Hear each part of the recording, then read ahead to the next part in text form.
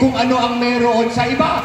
At ito ay isang matibay na batas na binigay sa atin ng Panginoon, ang ikawalong utos.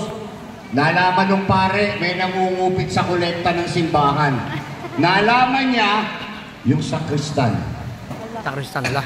Kaya sabi nung pare, alam ko na kung sino nangungupit sa kolekta, kaya mamayang hapon, magmi-meeting tayo para ibulgar ko sa inyo kung sino ang nangungupit sa kolekta. Nung hapon, nandun na pati yung sakristan. Sabi ng sakristan, Father, paano niyo pong malalaman kung sino nangungupit? Sabi ng pare, etong bolang ito, ihahagis ko. Kung kanino tumama, siya nangungu. Biglang pinuto yung sakristan. Nakaiyak. Tumama sa sandalan ng silya, bumalik, tinamaan si Father.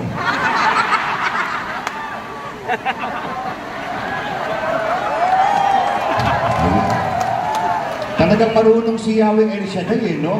Hindi talaga tayo pwedeng magpanggap. Sabi ng mga parish staff, si Father. Sabi ng pare, excuse me, practice pa lang yun. May practice pa? Di ba? Sabi ng matanda sa apo niya, alam mo apo, nung kabataan namin, 20 pesos lang. Kompleto na yung damit mo nun. May polo ka na, may sinturon, may pantalon, may medyas, may sapatos ka na. 20 pesos lang, lolo? Oo. Bakit po ngayon, lolo?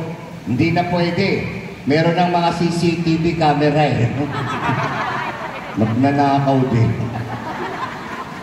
Diba? Ito yung mga bagay na nananakaw na material. Pero mas mabigat yung pagnanakaw sa mga bagay na tungkol sa damdamin ng isang tao.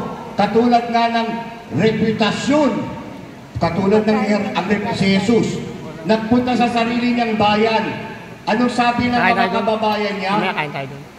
Hindi ba yan yung karpintero? Parang pag anak ka ng karpintero, wala ka ng dangal. Sa buhay natin, alam ninyo, kung pakikinggan ninyo ang lahat ng panghuhusga ng iba tungkol sa inyong karangalan, hindi na ho kayo magiging masaya. Dahil kahit ano ang gawin nyo, laging may masasabing hindi maganda sa inyo ang ibang tao. Kung ang inyong iniisip magustuhan ka ng lahat, hindi na ho kayo sasaya. Gusto nyo like lang ng like, ayaw nyo ng bashers, siyempre. Pero di mo maiwasan yan. Yung mag-ama, nangangalakal. Yung kalakal nasa kabayo, naglalakad yung mag-ama. May napadaan sila sa grupo ng mga kababaihan. Sabi ng mga babae, tignan mo yung mag-ama. May kabayo naman, ayaw sakyan, nagpapakapagod maglakad. Nadinig ng tatay, sabi ng tatay, anak, sumakay ka na sa kabayo. Napunta sa kabila kanila pa. Sumakay ang anak.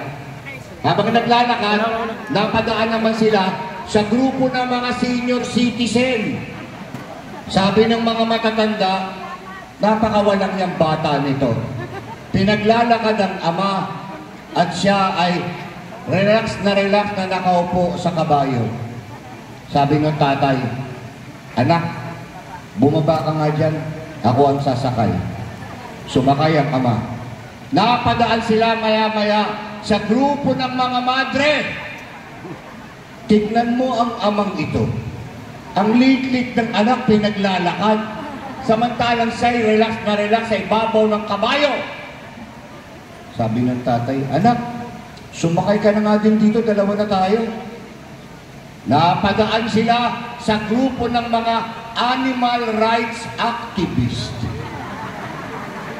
Sabi ng mga nag-iingat sa mga kahayupan, tignan mo ang mag-ama, pinahirapan ng kabayo. Hindi naman ng mag-ama. Kung lahat na sasabihin ng iba, pakikinggan nyo, at isa sa loob nyo, hindi na ho kayo sasaya. Believe in yourself because God believes in you. Yun naman ang importante sa atin Ako paniniwala ko sa sarili ko dahil alam ko, naniniwala sa akin si Yahweh El Shaddai. Ganun yun, parang sabi rin sa kanta, kinakanta sa atin ng Diyos, ano man ang sabihin nila, kahit patuloy kong mamahalin. Yan! Ganyan ang sinasabi sa inyo ng Panginoon. Huwag kayong mangamba kung ano man ang mga chismis ng ibang tao sa inyo. Ang mahalaga, kilala niyo ang inyong sarili. At higit sa lahat, kilala ka ni Yahweh El Shaddai.